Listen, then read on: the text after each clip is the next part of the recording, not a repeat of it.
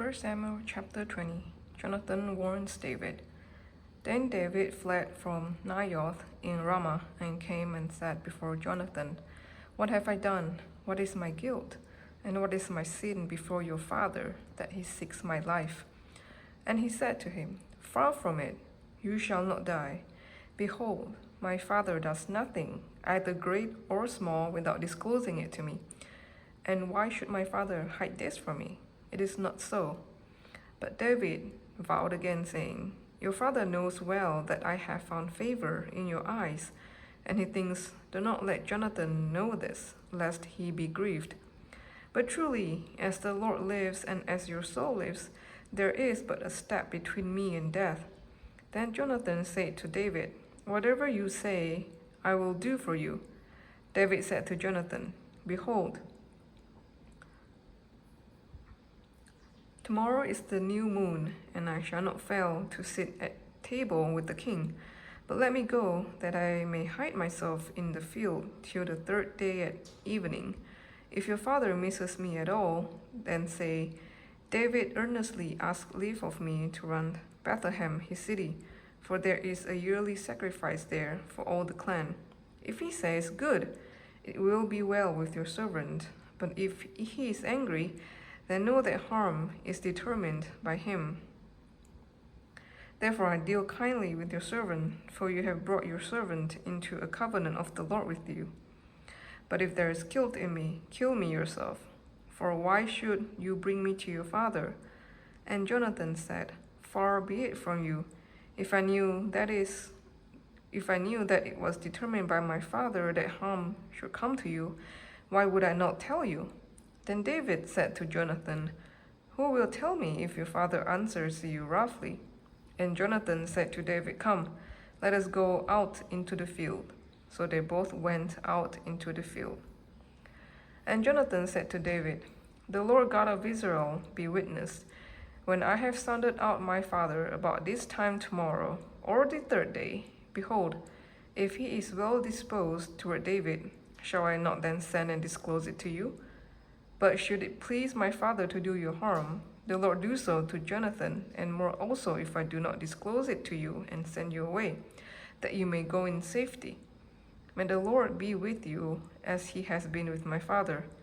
If I am still alive, show me the steadfast love of the Lord, that I may not die. And do not cut off your steadfast love from my house forever, when the Lord cuts off every one of the enemies of David from the face of the earth. And Jonathan made a covenant with the house of David, saying, May the Lord take vengeance on David's enemies.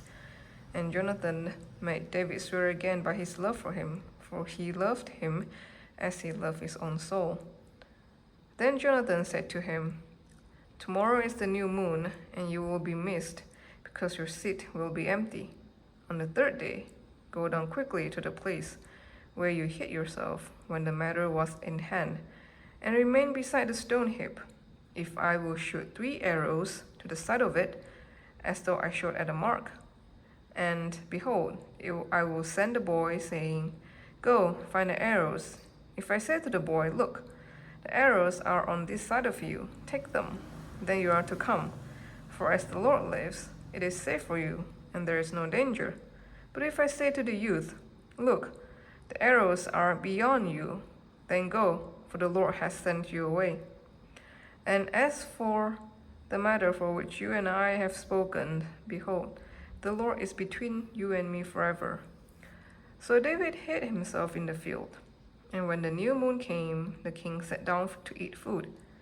The king sat on his seat, as at other times, on the seat by the wall. Jonathan sat opposite, and Abner sat by Saul's side, but David's place was empty. Yet Saul did not say anything that day, for he thought, Something has happened to him. He is not clean. Surely he is not clean. But on the second day, the day after the new moon, David's place was empty. And Saul said to Jonathan his son, Why has the son of Jesse come to the meal? Why has not the son of Jesse come to the meal, either yesterday or today? Jonathan answered Saul, David earnestly asked leave of me to go to Bethlehem. He said, Let me go, for our clan holds a sacrifice in the city. and my brother has commanded me to be there. So now, if I have found favor in your eyes, let me get away and see my brothers. For this reason, he has not come to the king's table." Then Saul's anger was kindled against Jonathan, and he said to him, "You son of a perverse, rebellious woman, do I not know that you have chosen the son of Jesse to your own shame, and to the shame of your mother's nakedness? For as long as the son of Jesse lives on the earth, neither you nor your kingdom shall be established. Therefore, send and bring him to me, for he shall surely die." Then Jonathan answered Saul his father, "Why should he be put to death? What has he done?" But Saul hurled his spear at him to strike him. So Jonathan knew that his father was determined to put David to death. And Jonathan rose from the table in fierce anger and ate no food the second day of the month, for he was grieved for David, because his father has disgraced him. In the morning, David went out into the field to the appointment with David, and with him a little boy. And he said to this boy, "Run and find the arrows that I shoot." As the boy ran, he shot an arrow beyond him. And when the boy came to the place of the arrow that Jonathan had shot, Jonathan called after the boy and said, "Is not the arrow beyond you?" And Jonathan called after the boy, "Hurry, be quick, do not stay." So Jonathan's boy gathered up the arrows and came to his master. But the boy knew nothing. Only Jonathan and David knew the matter. And Jonathan gave his weapons to his boy and said to him, "Go and carry them to the city." And as soon as the boy had gone, David rose from beside the stone heap and fell on his face to the ground and bowed 3 times. And they kissed one another and wept with one another, David weeping the most. Then Jonathan said to David, "Go in peace, because we have sworn, both of us, in the name of the Lord, saying, 'The Lord shall be between me and you, between my offspring and your offspring forever.'" And he rose and departed, and Jonathan went into the city. This was 1 Samuel chapter 20.